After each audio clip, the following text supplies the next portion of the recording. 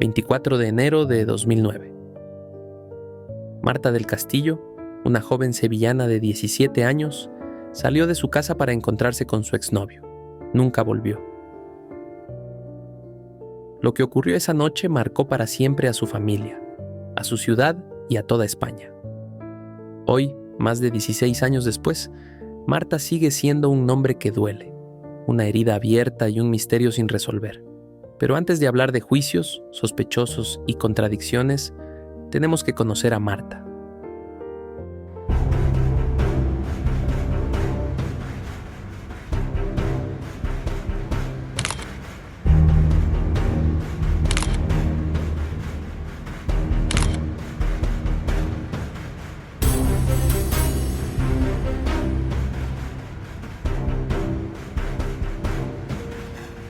Marta del Castillo Casanueva nació el 19 de julio de 1991. Tenía 17 años y estaba en esa etapa en la que la vida empieza a abrirse de par en par. Era alegre, cercana, con muchos amigos. Sus sueños eran sencillos: estudiar, viajar, crecer. Sus amigos la recuerdan como una chica con carácter, siempre dispuesta a ayudar. Sus padres, Antonio y Eva, como una hija cariñosa y protectora, muy unida a su abuelo José Antonio. Marta era una adolescente con una vida normal y muchos planes por delante, y eso es lo que hace que su ausencia sea aún más dolorosa. El 24 de enero de 2009, Marta quedó en verse con su exnovio, Miguel Carcaño, en la tarde-noche. No era la primera vez.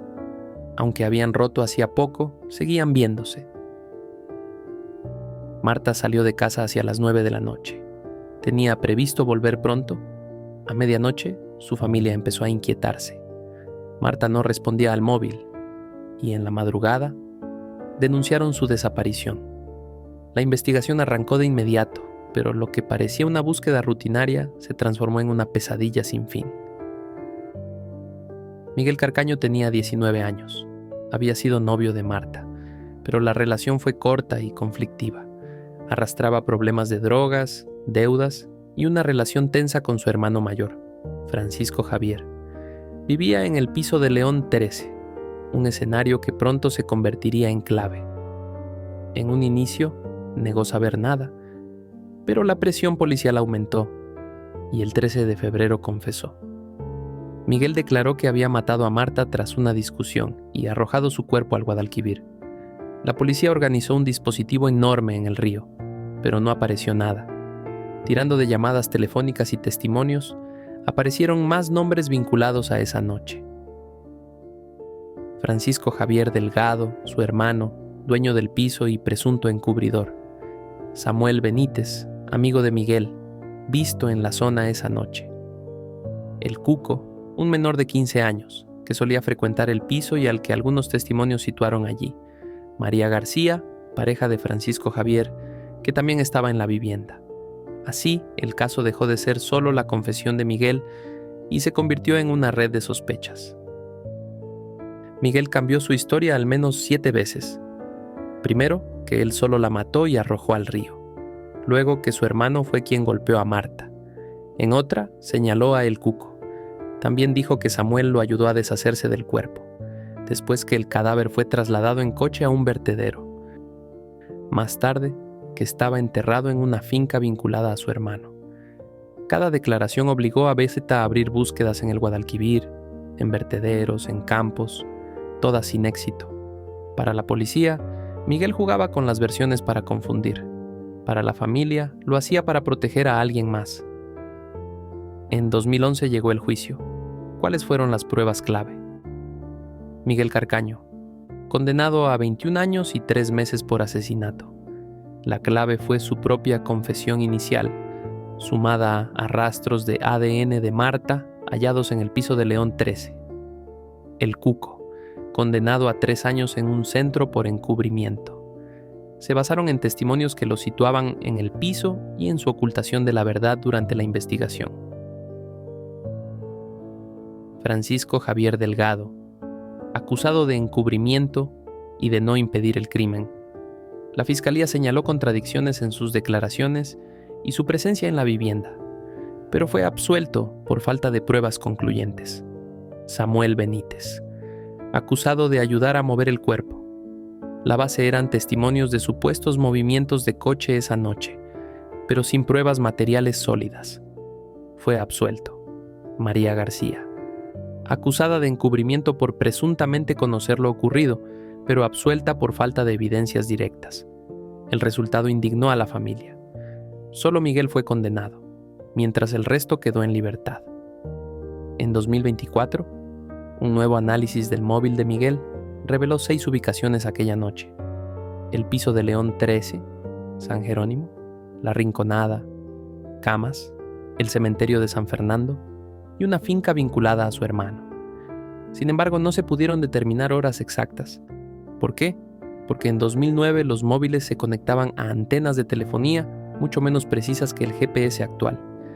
En 2024, los peritos lograron afinar la ubicación, pero los datos originales no guardaban un registro horario detallado, una pista esperanzadora, pero incompleta.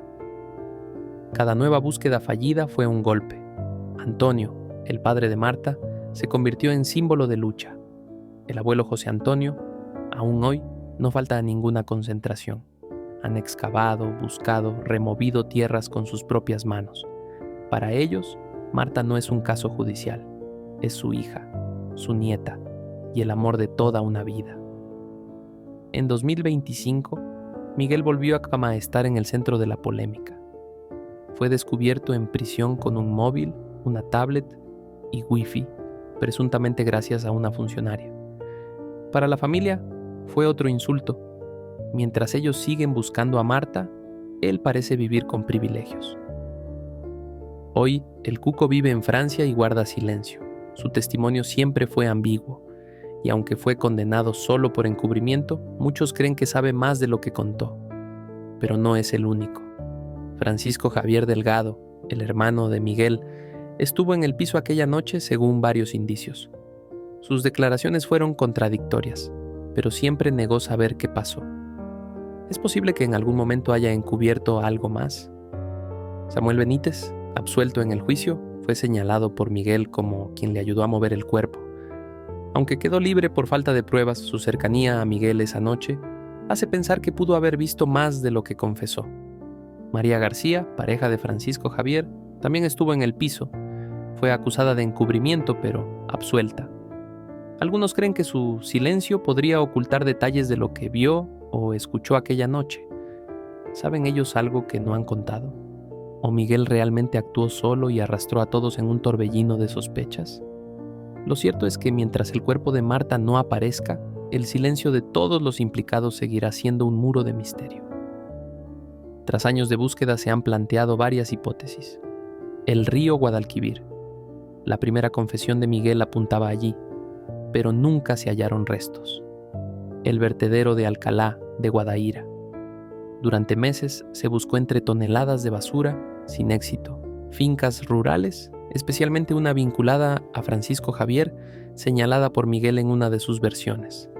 El cementerio de San Fernando, una hipótesis surgida en 2024 con el análisis del móvil. Traslado del cuerpo varias veces. Algunos investigadores creen que Miguel y otros implicados pudieron mover el cuerpo en distintas ocasiones para despistar. Todas son hipótesis. Ninguna ha dado la respuesta que la familia necesita. ¿Dónde está Marta? El caso Marta del Castillo es la historia de una investigación con errores, de declaraciones contradictorias y de un sistema judicial que no logró cerrar el círculo.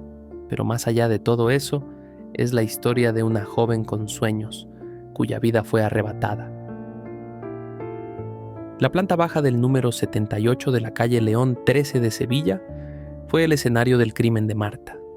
Años después, la familia de la víctima compró esa vivienda como moneda de cambio para intentar saber el paradero de su hija.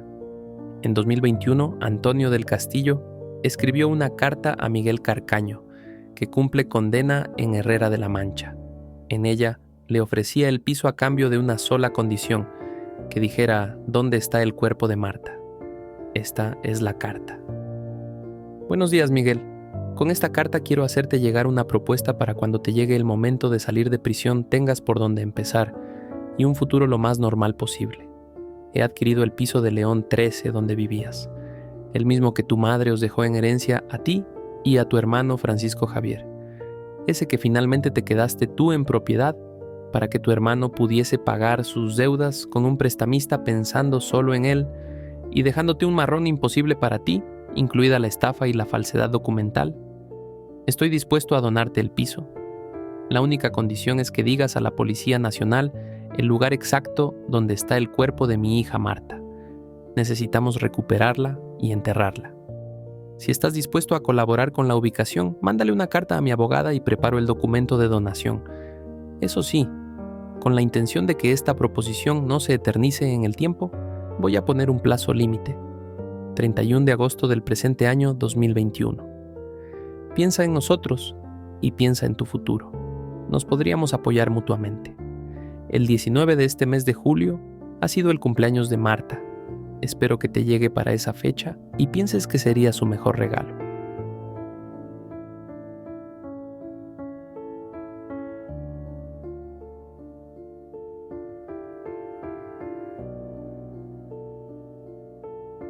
Miguel nunca respondió, ni en agosto de 2021, cuando expiraba el plazo, ni después.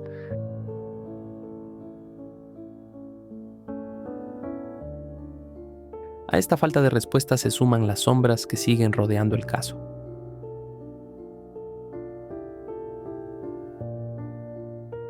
Un ejemplo clave son las grabaciones realizadas por un infiltrado conocido como Oscar, que logró acercarse tanto a la familia de El Cuco, que incluso llegó a convivir con ellos. Durante casi 2 años y medio recopiló más de 600 horas de audios. En esas grabaciones, El Cuco y su entorno dejaban entrever contradicciones importantes, desde la posible participación de más personas en el piso de León 13, hasta confesiones que apuntaban a encubrimientos y amenazas. En una de ellas, se escucha cómo el propio Cuco insinúa que, al llegar a la casa de Miguel, su hermanastro lo amenazó. También se menciona la presencia de una mujer a la que él asegura haber visto, pero nunca identificó claramente. Otro detalle estremecedor es cómo la madre de El Cuco, Rosalía García, parecía coordinar versiones para proteger a su hijo. Y lo más inquietante: la policía supo que muchas de esas declaraciones eran falsas, pero no siempre llegaron al juez. Aunque oficialmente las grabaciones no fueron aceptadas como prueba válida, lo que contienen sigue alimentando las sospechas. ¿Ocultaron más de lo que dijeron en los juicios? ¿Por qué nunca se investigó a fondo lo que allí se escuchaba? Las contradicciones, las mentiras y los silencios convierten este caso en un laberinto judicial y humano. ¿Qué pasó realmente en la casa de León 13? ¿Quién más estuvo allí? ¿Por qué nunca se logró una versión definitiva? Hoy esas preguntas siguen abiertas y el dolor de la familia continúa sin respuesta. Marta no es un caso, era una hija.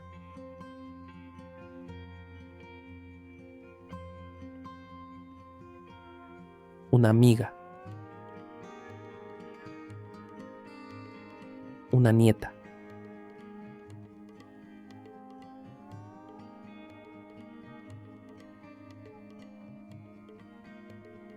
Mientras no aparezca su cuerpo, la herida seguirá abierta. Este video es un homenaje a ella y un recordatorio. No podemos olvidar a Marta del Castillo.